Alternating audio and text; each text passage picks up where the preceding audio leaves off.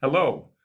We're going to look at how my presentations in starting a new course at the Bible school, how it's changed, um, and the PowerPoints, how they've changed. And my whole emphasis has changed since I've now taken coursework at Purdue in the school with Learning Design with Technology. Um, this is the beginning of what my PowerPoints used to look like before I had any Purdue classes. Um, we're in looking at we're doing a comparative analysis of Isaiah 40, 1 through 3, and Matthew 3, 1 to 3. For context, we're going to look at Isaiah 39 and 40 and Matthew 2 and 3. I would have prepared quite a bit on my own as really being the expert learner, but really doing too much. How much was retained by the students? I hope a lot, but this is, for example, from the Jewish Bible.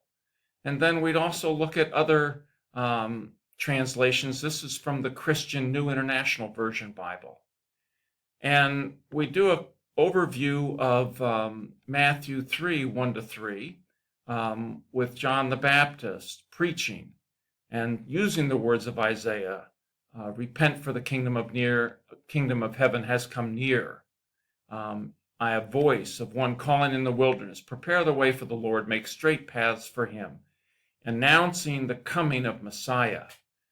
These were all Jews who loved God with all their heart. And this led into the baptism of Jesus, and would look at that and talk about that. God coming in the flesh, Messiah. Messiah was supposed to come with great power.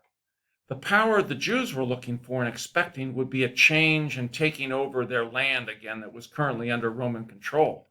But what happens to the Messiah, Jesus? He dies a horrible death. Where's the power? Where's the strength? The disciples aren't sure. They're confused. 3 days later, he becomes alive again. The tomb is empty. And he meets then with his disciples, the apostles, talks about them, points them in the direction, goes back over the old scriptures of the Jewish Bible, the Old Testament of the Christian Bible, and looks forward then with the Messiah coming again for the Christians, coming for the Jews.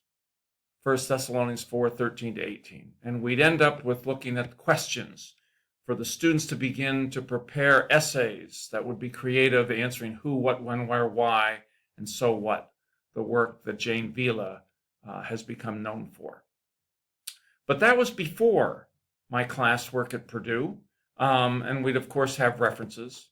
But after, this is what PowerPoints look like. Oh, there's myself with my lovely wife. And let me pull up the other PowerPoint. Here we go. With, let me move that, straighten that out, move that a little bit. Okay, with the coming and learning of teaching methods for the 21st century, we start with questions rather than end with questions. We start with perhaps Wikipedias to learn about relationships between the two texts. I'm not, as teacher, as expert learner, not doing all the work. I'm going to let the other learners, the students, do the work as they're led, as they look into and delve into lots of information about those two texts. Questions answering, doing some brainstorming, and looking at the Wikipedias and where does that lead, and reading Isaiah 41 to 3 in different translations, as well as Matthew. Perhaps even looking at Messiah by George Friedrich Handel in 1742, where he uses those same words in his music from Isaiah 40, 1 to 3. And then some examples I take some screencasts. Here's one from Isaiah. And what about some of the others? Matthew, let's see if I can just add one here. Okay, so let's see if we can put that in to the slide for Matthew. Okay, and there it is. We have Matthew the Apostle. We'd also then move down and do the same for the Gospel of Matthew. from the Wikipedia, and perhaps even include some of the things from Handel. And of course, have our references added later as well. Okay, that's a little bit with our Screencast-o-matic.